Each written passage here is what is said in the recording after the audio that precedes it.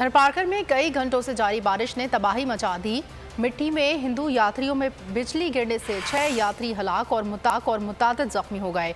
हलाक 3 अफराद की शनाख्त हो गई, जिनमें बाप बेटा शामिल हैं। तमाम यात्री गांव देर हिजब में कायम फ़कीर यार बरहम के सालाना मेले पर जा रहे थे। इंतजामिया ने जिला भर के अस्पतालों में इमरजेंसी नाफिज कर दी।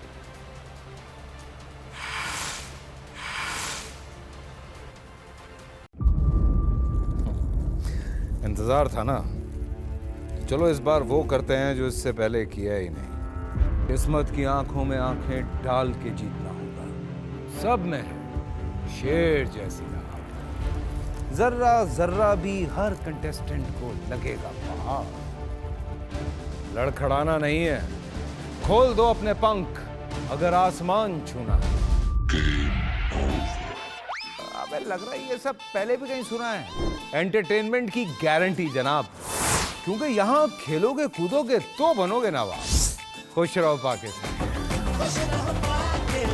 खुश रहो पाकिस्तान बुध और जुमेरात शाम 7 बजे सिर्फ बोल एंटरटेनमेंट पर।